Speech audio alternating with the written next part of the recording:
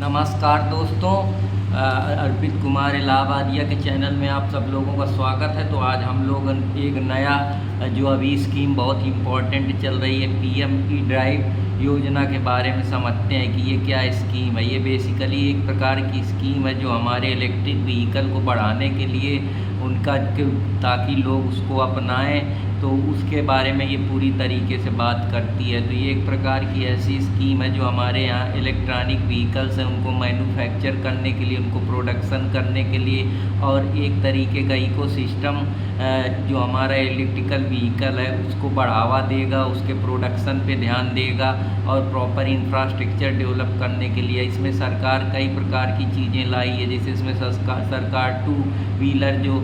Battery rickshaw हैं उनको एक तरीके से सब्सिडी दे रही है, जिसमें वो सब्सिडी उनके बैटरी पावर के हिसाब से अगर 5000 पर किलो हार्स की वाट का बैटरी है तो उसको उस हिसाब से सब्सिडी मिलेगी। इसमें कुछ इंसेंटिव सरकार बढ़ा के दे रही है। अगर पहली साल आपको 10,000 रुपया मिलेगा, फिर दूसरी साल ये 2500 रुपया पर किलोवाट के हिसाब से आप लोगों को दिया जाएगा। इसमें थ्री व्हीलर जो ई रिक्शा हैं उसको बढ़ावा दी गई है, या जो लार्ज कार्गो थ्री व्हीलर हैं उनको बेनिफिट मिलेगा। उसके लिए 5,000 रुपया उनको पहले साल दिया जाएगा, सेकेंड ईयर उनको 2,500 रुपया दिया जाएगा। इसमें ये है कि जब आप ये मैन्युफैक्चर जो प्रोडक्शन यूनिट है लगाई जा रही है उसमें जब आप ई रिक्शा लेने जाएंगे, या आप कह सकते हैं कि आप जो रिक्शा है उसको ख़रीदने जाएंगे, तो उसमें सरकार आपको एक ई वाउचर का भी सुविधा देगी। ई वाउचर में क्या होगा कि जैसे ही बायर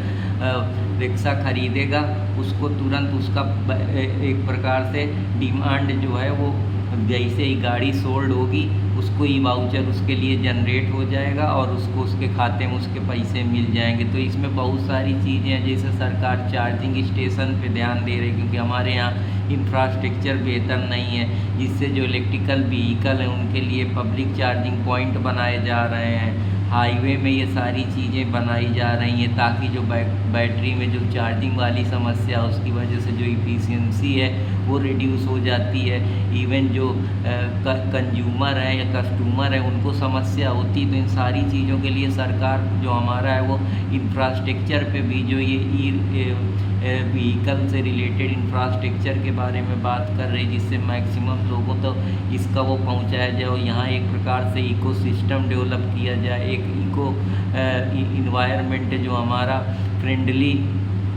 मैन्युफैक्चर यूनिट लगाई जाए। और जो इस तरीके की चीज़ें हैं जो और भी कंपनियां इस तरीके के ई रिक्शा बना रही हैं उनको प्रोत्साहन मिले, उनको सब्सिडी दी जाए, जिससे वो जो उनका एक स्टार्टअप का कल्चर है वो डेवलप हो जाए, मैक्सिमम लोगों को उससे बेनिफिट मिल सके। नए नए रोज़गार क्या यहाँ हुए, टेक्नोलॉजी एक्सपर्ट की ज़रूरत जो हमको समय समय में पड़ती है वो मुहैया कराया जाए, उसके लिए सरकार इंफ्रास्ट्रक्चर पे काफ़ी ध्यान दे रही। तो ये सारी चीज़ें ये एक प्रकार से जो हमारा ट्रेडिशनल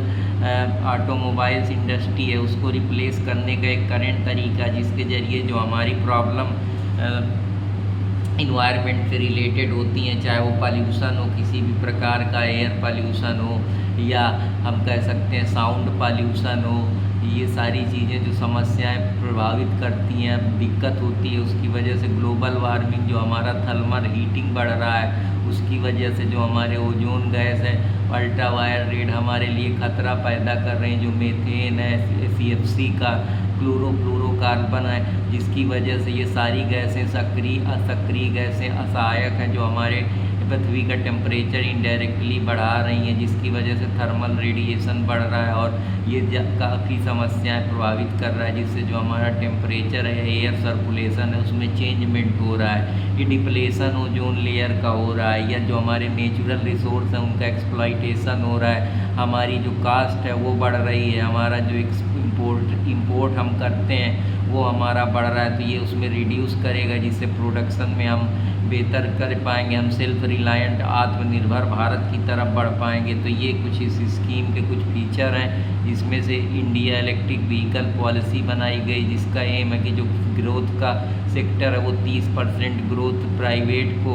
70% जो है वो कमर्शियल कार के लिए हो, 40% बस की ग्रोथ हो रही, 80% जो है वो 2-3 व्हीलर की ग्रोथ हो। तो ये एक मोटा मोटा डाटा है जो भारत सरकार के द्वारा, या हम कह सकते हैं मैन्युफैक्चर जो high heavy industry manufacture unit है उसकी तरफ से प्रोवाइड किया गया। तो ये नेशनल इलेक्ट्रिक मोबिलिटी मिशन है जो 2013 में लॉन्च किया गया था, जिसमें जो हमारे नेशनल फ्यूल सिक्योरिटी है उसको फ़ायदा मिलेगा। हम एक तरीके से इलेक्ट्रिक व्हीकल को प्रमोट करेंगे, एक इलेक्ट्रिक व्हीकल हब बनाएंगे जिससे इनोवेशन रिसर्च एंड डेवलपमेंट में काफ़ी मदद मिलेगी, जिससे नई नई जो यूनिट है वो होंगी और जो नए नए स्टार्टअप हैं उनको फलने फूलने का मौका मिलेगा, लोगों को रोज़गार मिलेगा, और जो हमारा पॉल्यूशन जैसी समस्याएं हैं या जो समाज में प्रॉब्लम क्रिएट होती हैं, जो हमारा एक्स्ट्रा कास्ट लगता है, ये सारी चीज़ें कम होंगी। तो ये एक तरीके से फेम इंडिया को रिड्यूस करने के लिए या उसको उसका एक तरीके से वर्जन बनाया गया जो पूरी तरीके से उसको रिप्लेस करता है। फेम का full form faster adoption manufacture of electronic vehicles, जो पूरी तरीके से मैन्युफैक्चर को प्रमोट करता है। तो ये उसी से समस्या है जिसमें गवर्नमेंट ने ज़्यादा कास्ट या लागत ना मैन्युफैक्चर को लगाने पड़े और उसको दिक्कत ना हो फाइनेंशियली। तो उसके लिए गवर्नमेंट ने जीएसटी पे भी कटाव किया है कि 12 से 15% जीएसटी में रिडक्शन किया, जिससे प्रमोशन मिल सके, एक उनके अंदर फेथ डेवलप हो सके और उनको प्रमोट कर रही है डायरेक्टली या इनडायरेक्टली जो हमारी इलेक्ट्रॉनिक व्हीकल्स हैं। एक इलेक्ट्रॉनिक इकोसिस्टम बना रही, एक इलेक्ट्रॉनिक इन्वायरमेंट ला रही, एक इलेक्ट्रॉनिक लीडरशिप ग्लोबल हब की लीडरशिप बना रही है, एक इलेक्ट्रॉनिक कल्चर पैदा कर रही है, एक इलेक्ट्रॉनिक सोशल चेंज ला रही, एक इलेक्ट्रॉनिक वे ऑफ लिविंग को दर्शा रहा है। तो ये सारी चीज़ें हैं जिससे एक हम कह सकते हैं कि हम सस्टेनेबल डेवलपमेंट का जो हमारा गोल है या जो हम सस्टेनेबिलिटी की तरफ है या इन्वायरमेंट का प्रोटेक्शन जो वो बेहतर तरीके से हो पाएगा। साथ ही साथ जो हमारी और समस्याएं हैं, लैंड डिग्रेडेशन है या सॉयल डिग्रेडेशन है या इन्वायरमेंट से रिलेटेड जो और समस्याएं हैं, जैसे थर्मल ग्लोबल वार्मिंग की समस्या बढ़ रही है, ओजोन लेयर की जो समस्या का समाधान है। साथ ही साथ एक तरीके से हम कह सकते हैं कि हम ग्रीन एनर्जी की तरफ ये एक बहुत बड़ा इम्पोर्टेंट रोल कह सकते हैं कि सरकार के द्वारा है, जिसमें जो ग्रीन एनर्जी को प्रमोशन दिया जा रहा है, उनको कंजर्व करने का सोचा जा रहा है, उनको प्रोटेक्ट किया जा रहा है। एक अल्टरनेटिव एनर्जी का सोर्स है जो हमारे जैसे कंबसन होता है या CO2 जाती है एटमॉस्फेयर में जो दिक्कत क्रिएट करती है, जिसकी वजह से हमारा थर्मल इम्बैलेंस क्रिएट होता है। तो वो सारी चीज़ों से हम बच पाएंगे, तो इसी के लिए लाई गई है। इसके लिए गवर्नमेंट नए नए एक्सपर्ट हायर कर रही है, इंफ्रास्ट्रक्चर लगा रही है, उनसे रिलेटेड चीज़ें कर रही है, चार्जिंग पॉइंट बना रही है, बैटरी का जो लिथियम वाली लग रही है उसके लिए लिथियम का प्रोडक्शन यूनिट लगा रही है, जिससे मैक्सिमम लोगों को उन सारी चीज़ों का लाभ मिल सके। और एक प्रकार से कहीं ना कहीं ये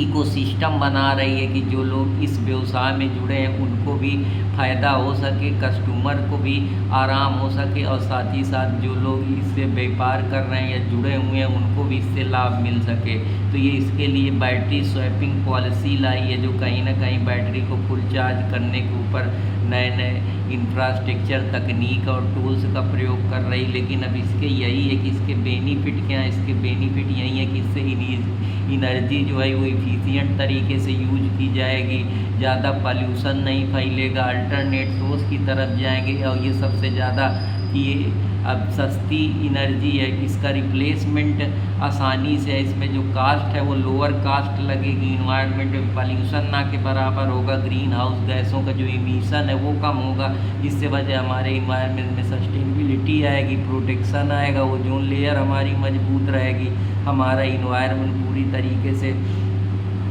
बैलेंस रहेगा, जो हमारे फॉसिल फ्यूल की डिपेंडेंसी है वो भी डाउन होगी। जैसे हम ऑयल और गैस की तरफ काफ़ी जो पैसा सरकार का लग रहा है, सरकार उनके लिए इंपोर्ट कर रही है, जिससे सरकार का एक ज़्यादा से ज़्यादा हम कह सकते हैं कि एक्सचेंज इन सारी चीज़ों में जाता है, तो उससे जो हमारा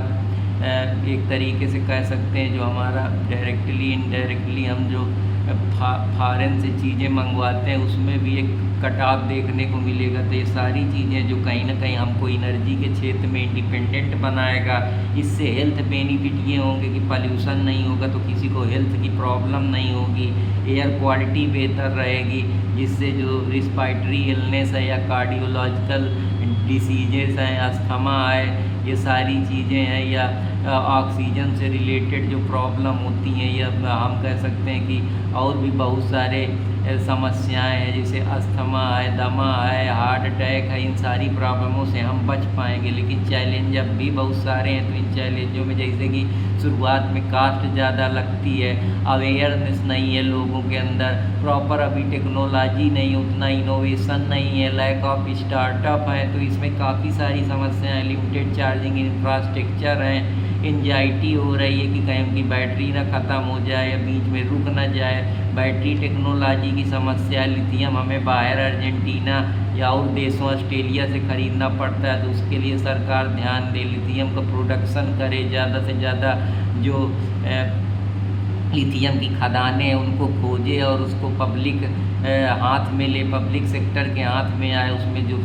स्वामित्व है या गवर्नमेंट ओनरशिप है वो गवर्नमेंट के कंट्रोल में होनी चाहिए, जिससे लिथियम की बैटरी बनाई जा सके और इको फ्रेंडली नेचर, या हम कह सकते हैं एक इको मोबिलिटी पैदा हो सके, जिससे जो इस तरीके की पीएम ड्राइव इस योजना है उसका पूरी तरीके से आत्मनिर्भर भारत, सेल्फ सफिशिएंट भारत बन सके और मैक्सिमम लोग इसका फ़ायदा ले सकें। सप्लाई चेन न डिस्टर्ब हो, जिसकी वजह से जो हम इंपोर्ट करते हैं तो उससे हमारी कास्ट बढ़ती, तो ये सप्लाई चेन का प्रॉब्लम होता है, इससे भी प्रॉब्लम होती। कंज्यूमर को अवेयर किया जाए, उसको प्रॉपर एजुकेशन दिया जाए। सोशल इकोनॉमिक फैक्टर है कि लोगों के पास उतनी अभी इनकम नहीं है, कंज्यूमर का प्रेफरेंस नहीं है, अभी वो पुरानी चीज़ों पे जी रहा है और नई चीज़ों में आने में उसके साइकोलॉजी एटीट्यूड को चेंज करने में अभी समय लगेगा। इंफ्रास्ट्रक्चर डिस्पैरिटी है, कहीं इंफ्रास्ट्रक्चर बेहतर है, कहीं है ही नहीं है, कहीं कहीं ऐसी समस्याएं जोग्राफिकल सिचुएशन आ जाती हैं, या हम कह सकते हैं पहाड़ है या ऐसी जोग्राफिकल फिजियोग्राफी है कि उसकी वजह से ये चीज़ें वहाँ पे संभव होने में अभी कई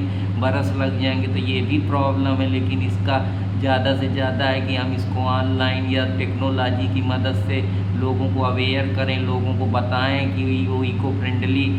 मैन्युफैक्चरिंग हब लगाए जाएं, साथ ही साथ जो इन्वायरमेंटली फ्रेंडली ये पीएम ई ड्राइव योजना है तो की जाए, जिससे पॉल्यूशन कम हो, जिससे इन्वायरमेंट सही रहे, साथ ही साथ जो हमारा खर्चा है वो भी कम हो और जिससे जो हमारी इनकम का लेवल है वो बढ़ सके और सेल्फ सफिशिएंसी की तरफ हम बढ़ सकें। तो इसके आगे की राह यही है कि हमको सिक्योर लिथियम के रिजर्व खोजने चाहिए, ऐसे रिसोर्स बनाने चाहिए, प्रॉपर मैन्युफैक्चरिंग हब की ज़रूरत है, साथ ही साथ स्किल डेवलपमेंट ट्रेनिंग की भी ज़रूरत है, एक्सपर्ट की ज़रूरत है, प्रॉपर इंफ्रास्ट्रक्चर की ज़रूरत है, सप्लाई चेन में बैलेंस की ज़रूरत है। तो आशा करता हूँ कि आप लोगों को पसंद आया होगा। अगर पसंद आया तो अर्पित कुमार इलाहाबादिया को लाइक, सब्सक्राइब, कमेंट, सब्सक्राइब करते रहें और फिर मिलूँगा कोई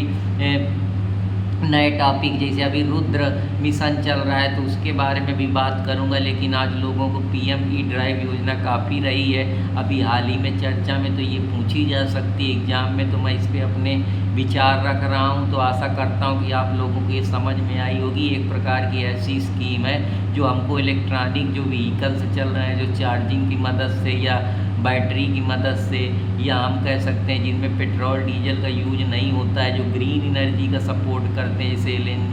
एलएनजी हो गया, ये आपका सीएनजी हो गया। तो ये जो इस तरीके के नए नए हाइड्रोजन है, इथेनॉल से जो चलती हैं, उसके बारे में गवर्नमेंट काफ़ी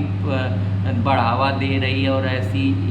जो इन्वायरमेंट फ्रेंडली चीज़ें हैं उनको मैन्युफैक्चरिंग यूनिट और हब को दे रही, सब्सिडी दे रही, इंसेंटिव दे रही है, जिससे लोगों को उसके प्रति एक फेथ डेवलप हो और उनके एटीट्यूड को बदलना चाहती है कि जो पुरानी चीज़ें, ट्रेडिशनल चीज़ें वो हमारे लिए